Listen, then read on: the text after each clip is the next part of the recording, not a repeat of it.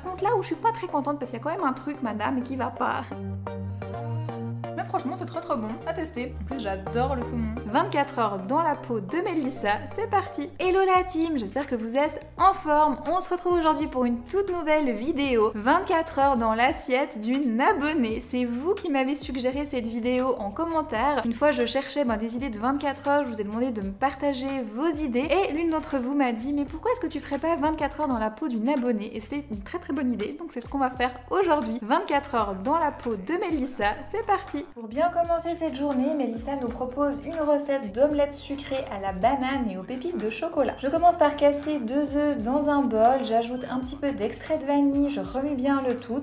Séparément, je découpe une demi-banane en rondelles, je passe en cuisson, donc dans une poêle préalablement graissée avec un peu d'huile de coco, je verse ma préparation œuf, extrait de vanille, je laisse cuire à feu moyen doux pendant 2-3 minutes. Une fois que l'omelette commence à prendre, je dépose les rondelles de banane et les pépites de chocolat. Alors moi j'avais plus de pépites de chocolat, j'ai mis des nips de cacao, ça fonctionne très bien aussi. Je replie les bords de l'omelette et je laisse encore cuire environ 2 petites minutes. Puis je verse ça dans une assiette, je viens décorer avec des rondelles de banane, je mets aussi un petit peu de noix de coco râpée et j'ajoute quelques amandes sur le côté. Il est temps de déguster l'omelette de Mélissa. Alors en tout cas elle me fait très envie ton omelette. Je l'ai un tout petit peu pimpée, pas grand chose. J'ai rajouté des amandes, donc ça c'est pour les bonnes graisses, les fibres, la satiété. J'ai aussi mis un petit peu de coco râpé sur le dessus. Donc ça a plusieurs utilités. D'abord le goût, comme on est sur une omelette sucrée, ça va relever ce goût un petit peu sucré qu'on a. Mais il y a aussi la glycémie qui sera bien mieux gérée dans le temps grâce à la noix de coco râpée.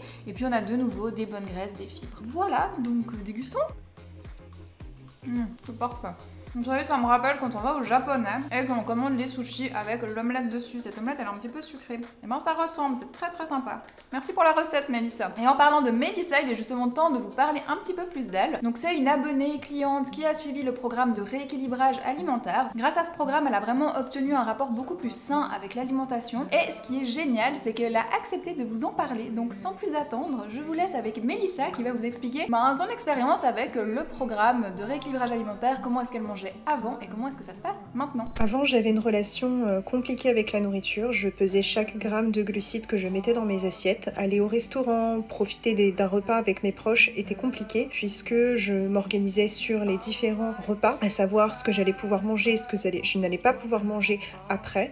C'était stressant, c'était des calculs, c'était de l'organisation et un stress énorme et c'était pas facile tous les jours. En découvrant tes programmes, Noémie, j'ai pu me délester de ce poids-là, j'ai pu me délester de ce stress et découvrir tout simplement des recettes gourmandes, à prendre plaisir à manger puisque je savais que tous les contrôles de nutriments, de calories et tout ce dont je me souciais auparavant étaient déjà contrôlés au préalable pour moi et que je pouvais tout simplement prendre du plaisir à manger. Aujourd'hui, ma relation avec la nourriture est complètement différente. Je peux assister à des repas en famille, je peux aller au restaurant et prendre du plaisir pleinement à manger et à apprécier la nourriture. Mon corps, je lui fais confiance. Je sais que lorsque je vais manger trop gras, trop sucré, trop salé, il va pouvoir se régénérer tout seul et je n'ai pas à contrôler cette régulation par la nourriture et je peux pleinement profiter de la nourriture et apprécier tout simplement. Waouh, Mélissa, c'est un très beau parcours, je te félicite, bravo et merci aussi de partager ton expérience comme ça parce que ça va aider énormément d'abonnés, j'en suis convaincue, donc c'est vraiment contribuer à notre communauté et pour ça vraiment merci infiniment. D'ailleurs si toi aussi tu nous regardes et que tu as tendance à peser tout ce que tu manges, que tu as peur de prendre du poids au moindre écart, et regarde, Mélissa c'est vraiment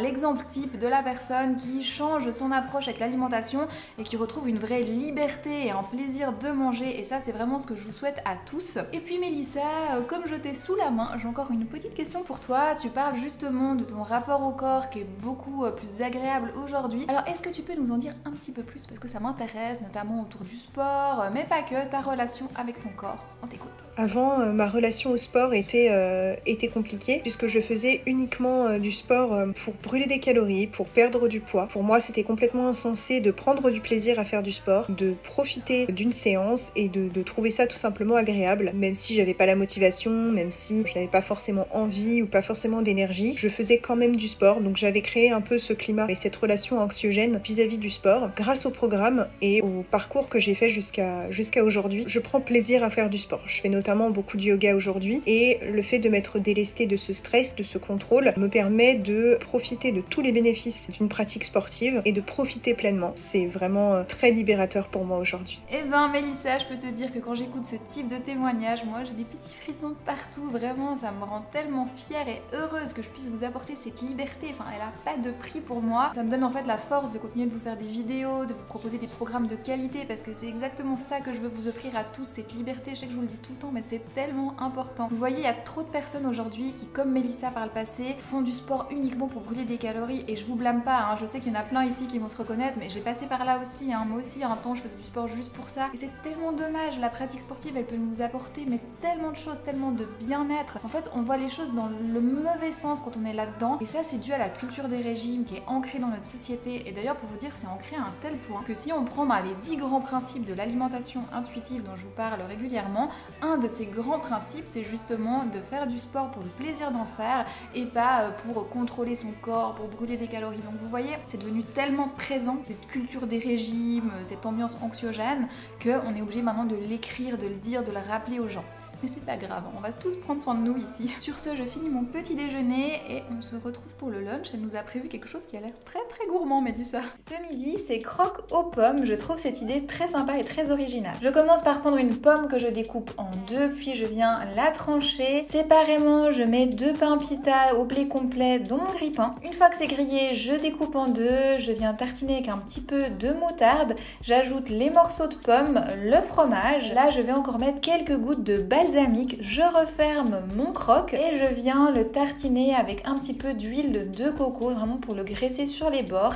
Et là, je vais le faire dorer 2-3 minutes de chaque côté à la poêle. Pour accompagner nos 2 croques aux pommes, c'est salade verte. On commence par préparer la sauce avec une cuillère à café de moutarde, une cuillère à soupe de sauce soja non sucrée, une cuillère à soupe de vinaigre de balsamique et 2 cuillères à soupe de lait d'amande non sucré. Alors ça, c'est une petite astuce. Si vous voulez alléger vos sauces à salade, que vous avez utilisé suffisamment d'huile dans la journée, dans vos autres préparations, vous pouvez très bien switcher l'huile par du lait d'amande non sucré, mais attention, ne le faites pas en permanence parce que ces huiles qu'on met dans la sauce à salade, on en a vraiment besoin pour notre santé, c'est très important. Pour la salade, c'est salade verte, une demi-pomme. J'ai pris la liberté d'utiliser la demi-pomme tranchée qui me restait du croque-monsieur et de découper en petits cubes, et puis une cuillère à café de physalis séché. Je sais pas si vous connaissez, ça a un petit goût un petit peu acidulé, c'est très sympa, ça va venir pimper notre salade. Dégustons les croque-monsieur de Mélissa sans plus attendre. Ça a l'air pas mal chaud quand même, hein? Trop bon, franchement c'est très sympa. L'association pomme-fromage va très bien ensemble. Je crois qu'elle aime bien les salés sucrés, j'ai l'impression. Ce matin on avait la version de l'omelette sucrée, maintenant on a le croque un petit peu sucré avec la pomme. J'ai profité de la demi-pomme qui restait pour la mettre dans la salade verte, comme ça rajoutait un petit peu de nutriments. Après tout ce qui est détails sur l'assiette, je pense que je reviendrai plus en fin de journée quand on fera un petit bilan, ce sera plus simple. Mais franchement c'est très bon, à tester. D'ailleurs si jamais vous n'avez pas remarqué, depuis les 2 dernières vidéos, en barre d'infos je vous mets vraiment tous les ingrédients des recettes, j'essaie vraiment de documenter au maximum, donc n'hésitez pas à aller checker la barre de description si vous voulez reproduire quelque chose. Voilà, bon appétit la team! C'est l'heure de la collation les amis, donc je vais vous lire les indications de Mélissa. Elle m'a écrit régulièrement envie de sucrer, mais pas envie de craquer, donc je me prive de mon goûter assez souvent. Je ne sais pas tellement quoi manger pour le goûter. Bon, alors Mélissa, il y a plusieurs choses. La première c'est, si t'as pas faim, il n'y a aucun problème, vraiment. La collation, elle est là pour tenir le coup si on a trop faim, pour pas arriver au repas suivant en ayant vraiment une faim qui est énorme et que du coup on n'arrive pas à gérer et qu'on mange beaucoup plus que ce qu'on a vraiment besoin. Donc c'est vraiment là pour avoir une bonne gestion de son appétit, pour se sentir confortable. Maintenant si on n'en a pas besoin, mais tant mieux, ne prenez pas ça juste parce que c'est sympa, qu'on en voit partout sur Instagram, que c'est joli et tout. Non, faut vraiment que le corps en ait besoin, qu'il le demande et que ça vous fasse plaisir. Maintenant là où c'est un petit peu embêtant, c'est que tu me parles de privation. Je me prive parce que j'ai peur. Non, alors ça j'aime pas du tout parce que ça me fait penser à la frustration et c'est la porte ouverte à ça. Si t'aimes avoir un petit goût sucré l'après-midi, que ça te fait plaisir, déjà ça a pas besoin d'être tout le temps, tu peux attendre les fois où justement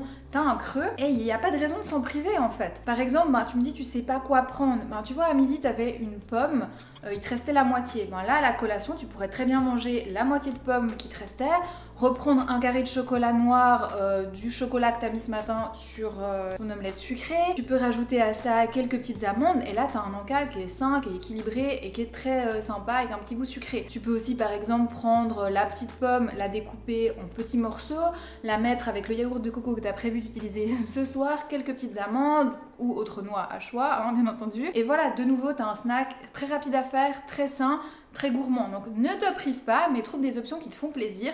Et de nouveau, si t'en as pas besoin, eh ben tant mieux. Moi j'ai pas spécialement faim, donc ça me va. Je vais suivre tes indications. Je me suis fait un petit verre d'eau. Parce que par contre, il y a une chose, les amis, qui est très importante, c'est que ne pas faire de collation ne veut pas dire ne pas faire de pause dans sa journée. Personnellement, j'ai souvent fait l'erreur. Parce que j'avais pas faim, ben je m'arrêtais pas. Et du coup, ben j'étais moins efficace au travail. Et on a tous besoin de pause. Et une pause, ça peut être avec un verre d'eau, une petite tisane ou ce qui vous fait plaisir, hein. Sur ce, je retourne bosser et nous, on se retrouve pour le repas du soir. Pour le repas du soir, c'est salade de pommes de terre, avocat et saumon. Donc on prend un pavé de saumon, on le découpe en cubes, on le fait revenir à la poêle nature. Séparément, on fait cuire à la vapeur 3 à 4 pommes de terre de petite taille avec la peau ou une très grosse pomme de terre comme moi. Séparément, on prépare une sauce, donc 1 à 2 cuillères à soupe de yaourt de coco nature, un demi-jus de citron, sel, poivre, ciboulette. On mélange bien le tout. Je vais découper ma pomme de terre en rondelles pour mettre dans un bol. Donc j'ai enlevé la peau, à vous de voir si vous voulez le faire ou pas. J'ajoute le pavé de saumon en petits cubes. Je viens aussi mettre un demi-avocat découpé en tranches. Je vais aussi ajouter ma sauce yaourt et pour terminer, un petit peu de salade.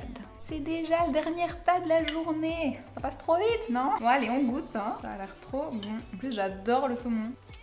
C'est très bon. La sauce, je la trouve super cool. Moi, ce que j'aurais fait différemment, c'est que la salade, l'avocat, j'aurais mangé ça séparément dans un autre bol. Parce que j'aime pas trop mélanger la salade avec quelque chose qui est chaud comme le saumon qui a cuit. Mais c'est très personnel, hein. Franchement, sinon c'est vraiment très bon. Ce que je trouve très malin à retenir, c'est de couper le saumon en petits cubes et de le cuire comme ça. Ça évite vraiment de rater des cuissons, de se retrouver avec un pavé qui est trop sec. Et moi, je trouve que ça c'est très écœurant. Donc vraiment, très bien. Sur ce, moi, je vais manger tout ça. Et nous, on se retrouve pour le bilan de cette journée.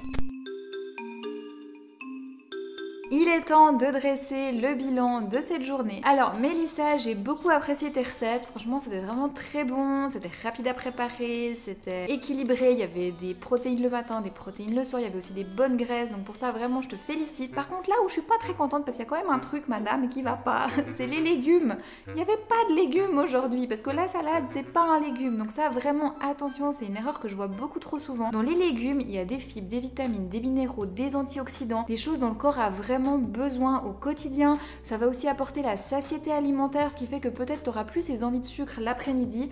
Donc vraiment attention, rajoute des légumes dans ton assiette. Et si tu veux me répondre que oui mais tu manges des fruits, alors ça c'est très bien, déjà bravo, parce que je pense que beaucoup d'entre vous ne mangent pas forcément autant de fruits que Mélissa au quotidien, mais ça ne vient pas remplacer les légumes. Alors une fois de temps en temps, pas de souci, hein, mais globalement tous les jours tu devrais avoir des légumes dans tes assiettes, c'est très très important. Donc ça c'est la première chose que tu peux améliorer. La deuxième sur laquelle j'aurais bien voulu que tu travailles, c'est la frustration alimentaire. T'en es sortie, aujourd'hui ça va bien, on sent que t'es heureuse, que t'es bien avec ton assiette, donc attention, ne retombe pas là-dedans.